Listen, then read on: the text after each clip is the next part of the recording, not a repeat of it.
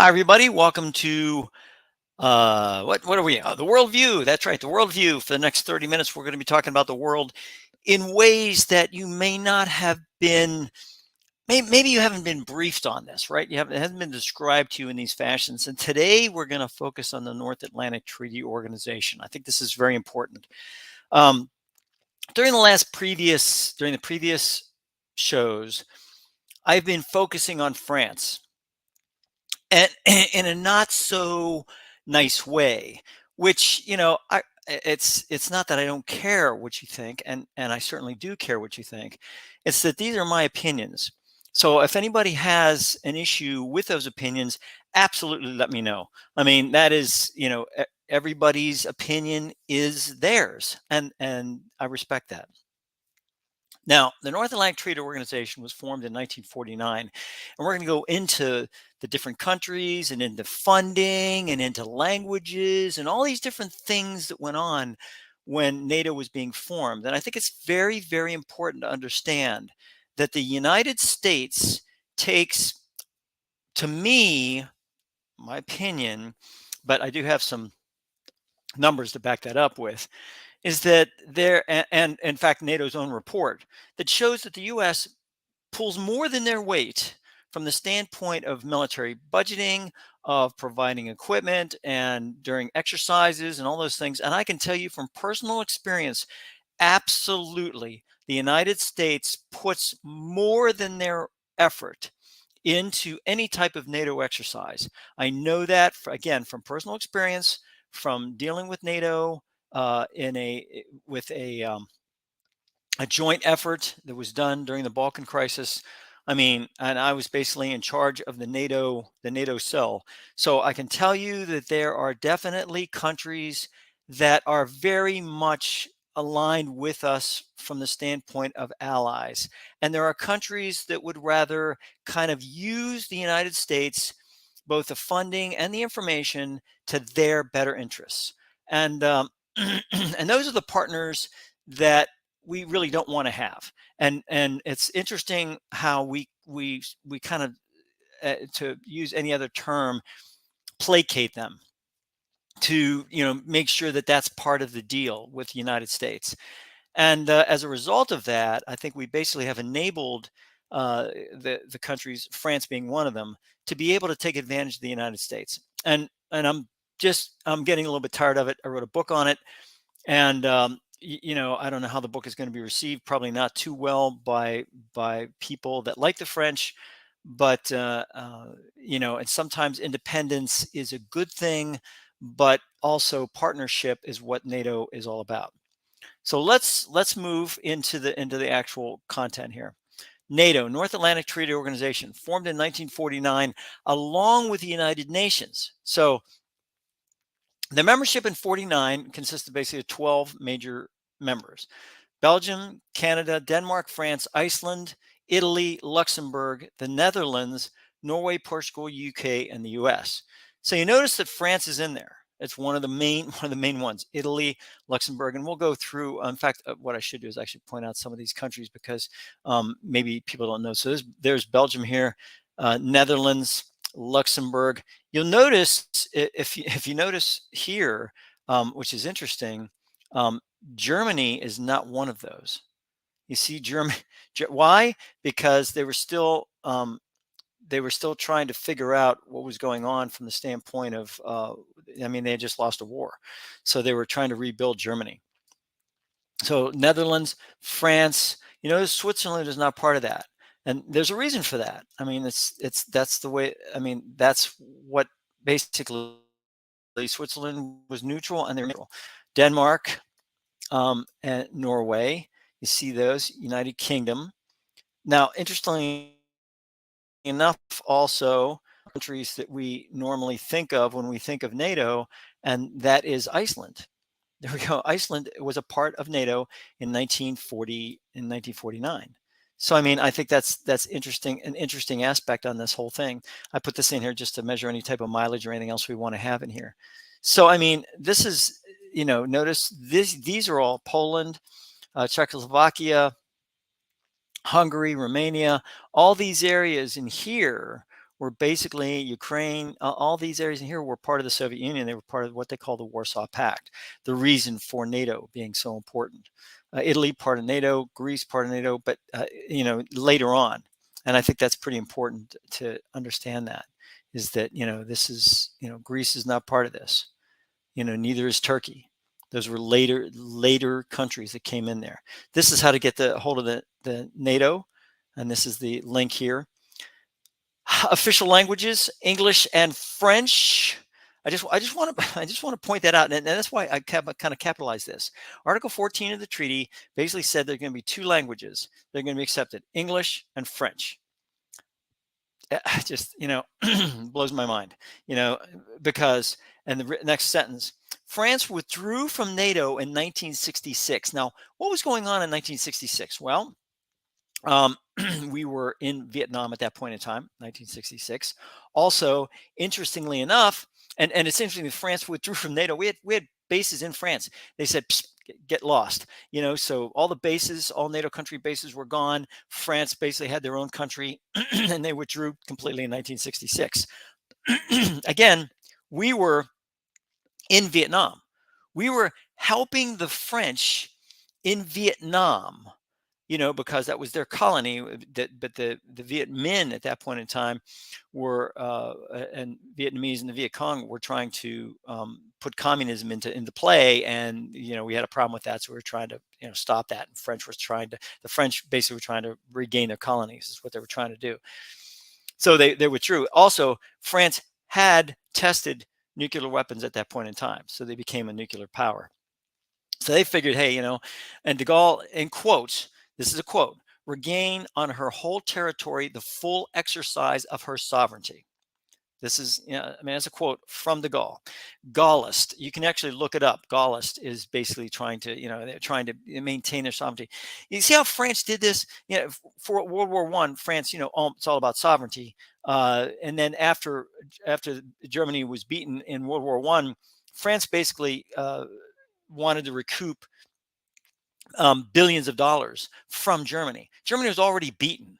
I mean, they were in basically a very, very bad financial situation, and France wanted to punish them still. So it was a very interesting European history aspect. Okay, which countries are all in? So which countries are totally committed to NATO, right? Um, so the full NATO membership is listed here, and you can go to this and take a look at the full NATO countries, right? The ones that have MIL as a possible choice are those that provide military assistance. Now, France, Finland, and Hungary do not have those boxes, MIL, which possibly means that they regard the MIL as being covered by what they call the MOD box, or Ministry of Defense. And we can actually go to those. I can actually go to that area, go to that area here. Where is it? It is here. So that site, and you can see that you have a lot of different people with MIL next to it. If you go to this MIL, it'll actually take you to the military site for Albania, for Belgium, for Bulgaria. These are all the countries that belong. You'll notice Finland, brand spanking new. They don't have a military aspect, but they do have MOD. So I think, and the reason I say that is because I thought, well, don't they provide military? Now I can see France not providing military because they do, they kind of play that little game. But in 2014, they came back into the military fold. They were kind of out of it. They were kind of this administrative portion of NATO. They didn't provide any military stuff, which was interesting because we provided support to them while they were in the Balkans. And they decided they were going to come back into the military in 2014. So Germany's part of that, Greece, Hungary, but you can see here Iceland, right? No military and no MOD, which it basically from this, I can assume that Iceland does not put any military troops into the NATO bucket, which is interesting. Latvia, Lithuania, Luxembourg, one of the members, Montenegro, and this is I want to show you where Montenegro is. I think that's important to show you that area, because I think so this area in here is kind of interesting. It's kind of it's kind of this how to conglomeration of many countries. You have North Macedonia, which used to be Macedonia, but now it's North Macedonia, Kosovo, and Serbia. And here's Montenegro right here. You see, it's right in between Bosnia and Herzegovina, Serbia, and Kosovo. And Serbia and Kosovo right now are having issues, but you can see that there's Montenegro right in between that Serbia, Kosovo, Bosnia and Herzegovina, and Albania area. So it's good that they're all part of this NATO umbrella. I think that's pretty important. So Norway, Poland, you can see, Portugal. A lot of these are delegates there, but it just seems strange Portugal doesn't have a delegate. But anyways, um, Slovakia, and Czech Republic, they split. At one point in time, they were Czechoslovakia. Now it's Czech Republic and Slovakia. Turkey's part of that. United Kingdom, see, they don't have an MIL, but I know for a fact that they provide military aspects. So I think that MOD is what uh, substitutes for that mill in situation, of course, the United States. So that's basically what's going on there, and that's what that site goes for. Finland just became part of the alliance, and that's part of the deal. So why did France withdraw from NATO in 1966? I hate to keep focusing on France, but I want to make sure that people understand that, I'm sorry, but the U.S., I guess, because of diplomatic aspects, has to kind of treat France as this, oh, they're our ally, and that's part of the deal, and that's probably good. But I'll tell you something. I don't know if I would ostracize France, but I'll tell you something. They play these little games like going over to China and doing all the kind of other things. I do not like the way that they play the diplomatic game. It's totally and completely self-serving. And people can sit there and say, well, the U.S. does the same thing. Well, I'll tell you, the United States has a set of rules. And basically, the Truman Doctrine after World War II was our set of rules going into NATO. And that's the set of rules that the Marshall Plan went under. That's a set of rules, the Truman Doctrine, all these different things that we had decided as a country that we were going to base our national policy on, our international policy on. And so that's what it does. So why did they withdraw in 1966? In essence, France did not like the US and the UK dictating military use of NATO. And when it came down to what they call a nuclear fleet, because they wanted to have a form of North Atlantic nuclear fleet, and that would have been the US, UK, and France, because France had nuclear capability at that point in time. France wanted their own fleet, and so they withdrew from NATO totally. You don't want to play our game, we're going to take our ball and go home. I mean, France does this, folks. They're all in as long as they're being supported, but the minute they're not being supported, boom, they're out they're gone. They switch that hat around, but they're out. So, you got to be careful. De Gaulle always, and this is under De Gaulle now, De Gaulle always wanted France to be central power in continental Europe. He wanted that. It's documented in thishistory.com. Look it up. The New York Times wrote, interestingly enough, at that point in time in 1966, the New York Times wrote that the U.S. should get out of NATO. Does that sound familiar? Does that sound familiar at all? 1966, the New York Times wanted that to happen because they said, look, yeah, let Europe handle their own problems.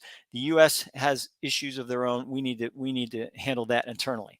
Isn't that interesting? How the U.S. is, we are breaking our own backs here in the United States internally, and there's France that's sitting back going, we're not going to worry about that, even though they have internal struggles.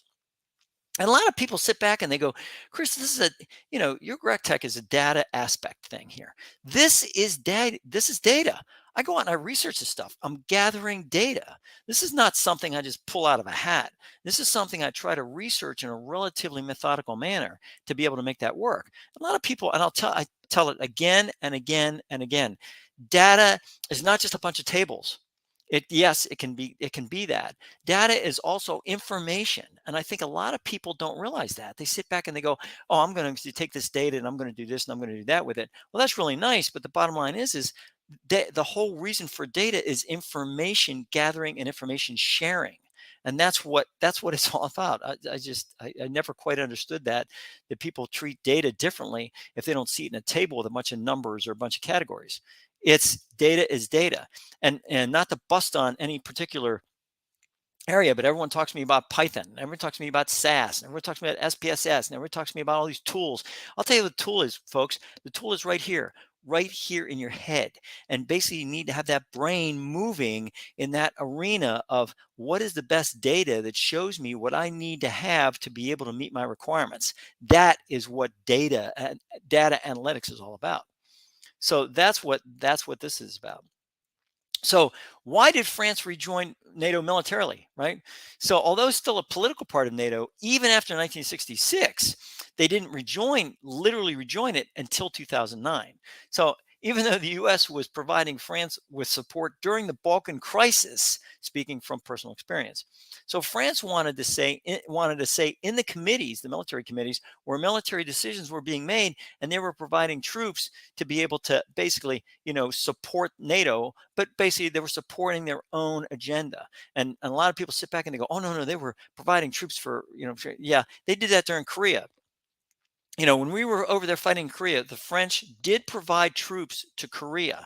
And one reference specifically stated the reason that the French military fought very bravely in Korea. Don't ever get me wrong about that. This has nothing to do with French military aspects. They are really good fighters when they don't have a political agenda.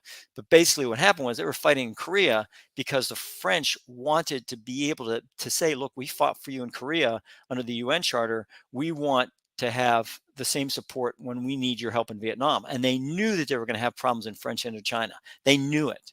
So they planned this thing knowing that they would have the US coming to their aid whenever they needed it in Vietnam to maintain their colonies. Korea was invaded. Korea was invaded by communist forces in the north. Vietnam and all that, it was French colonial aspects that were being uh,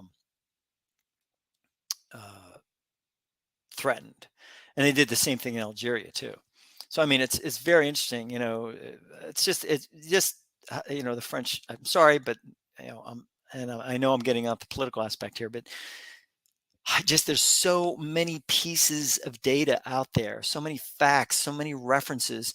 When you start to look at them, you suddenly realize, this is shaky. This is shaky with the French folks. France wanted to say so. Even so, it is interesting that they do not have a link to their military site, but they do have one to the Ministry of Defense, which could explain the omission. And I wanted to make sure that that was clarified. That I'm not saying, well, they don't have a military link, therefore they're not providing military. I don't think that's true. I think they do provide military support, again, when it's a support to NATO and it's in their best interest. Um, so why did France want to be the focus of Europe? Why they want to do that? France, since the end of World War II, has always wanted to be central power in Europe. They have made themselves a nuclear power, coincidentally, in the mid 1960s when they withdrew from NATO. They've also made themselves separate from many European decisions, including support for Ukraine, which they have touted heavily, but it's all about France support to Ukraine, France giving tanks to Ukraine, France doing whatever with Ukraine. They have an internal struggle, which is the focus on which focuses on financial ills, retirement for a start. They want to be the chief negotiator for peace in the region, even if it means appeasement. And this is something they did in World War II. They tried that. They tried that attack in World War II, and what happened? They lost their country. Basically, is what happened. And the British ended up at Dunkirk with other European troops trying to escape back to England, to regroup and then go back in and try to fight the war again. So I mean, it's a situation where you just have to take a look at this stuff and say, okay, what exactly is going on? And France has always felt that they are in continental Europe. The UK is not in continental Europe. Yes, they're part of Europe, but they're on an island. And they're separate from the continent. And therefore, France feels that they are, in fact, the leader of Europe, because they are in the European continent, have all the wrappings of being in the of continental Europe, which is true. They are, but of the two countries, France and Germany, I think Germany is more the industrial giant and more the industrial aspect than France is. My opinion, but opinion that has some basis in fact. Should the U.S. trust France? This is a big thing. I'm going to release a book here in the next 6 months. Shows everything from the Revolutionary War, U.S. Revolutionary War, all the way through to current aspects of situations where the French, it's fresh involvement in U.S. history, right? Along with some as with what some may perceive. I'm not saying everybody's going to perceive it when they read the book as possible concerns with France's transparency when dealing with certain areas where they think it's multilateral, but in actual it's unilateral aspects here. The book is a mixture of opinion and factual history referenced throughout the text. But again, opinions are there, and so don't think that my opinion counts for everything. Your opinion, of course, you can research yourself, and you can certainly see where I got the information, and it's different perceptions, right? The book is to reveal aspects of the Franco-American relationship that may not be visible to those that are now focused on Europe and France specifically. So the decision of trust for France is based with the reader, not me as the author. I have my own biases, and I will admit that right off the bat. And those biases go into that book, and so you have to forgive me for that. But that's the book was made for a reason with certain hypotheses, and that's what it is. So in that area, when we talk about this and we talk about who we are and what we are, I think that's pretty important to be able to understand that. So this right here is Europe, or is NATO. But I want to see. So remember, we talked English and French, right? So we have a standardization office, NATO standardization office. So what I did was I decided that, English. So English, there's the NATO Standardization Office, and basically what happens is it's done by what they call the Committees for Standardization of different terms that are used within NATO, so that NATO, specifically military, can have the same terms, which makes a lot of sense if you come right down to it. So you notice that this is English, and of course this is French. So I thought that was interesting. So this is all the different areas, and this NATO.int is really, really, really good site. You can learn a lot of things about NATO, a lot of different aspects about NATO. So let's go to the French. The French, there it is. Wow, interesting. It's all French. It's all French. It talks about French things, blah blah blah. It's French language. But what do we do? So what else do we have? So we have Russian. Let's see what Russian is. Oh, information about this topic is available in English and French. Ukrainian. Let's see what I have here. Information about this topic is available in English and French. So why even have a Russian and Ukrainian, choice? I just don't quite understand that, but I guess that's the way it goes there. So let's talk about this for a second. This is a report that's done by NATO called Defense Expenditure of NATO Countries. And this is only until 2022. I get it. It's a year old, but still, let's talk about this. So they give a couple of really great graphs in here. The first graph shows NATO, Europe, and Canada defense expenditures, and it shows 2012. All of a sudden, it's way down here. Then all of a sudden, around 2015, it kicks off. Why is that? Because in 2014, they came out with saying you got to give at least 2% of your defense budget basically to NATO. And so all of a sudden, it's like, oh, here we go. So this is what's going on there. Now let's take a look at defense expenditures, and see if there we go. I can make this a little bit bigger. There we go. So this is defense expenditure, right? 2022. This is estimate, but basically, take a look at some of these here. So we have Great Britain here, Germany. These green lines mean this is the NATO guideline. So 20% of 20% of equipment expenditure, right? And 2% of GDP. So there's your green line right here. So this is greater than 2%, less than 2%. Let's take a look at some of these.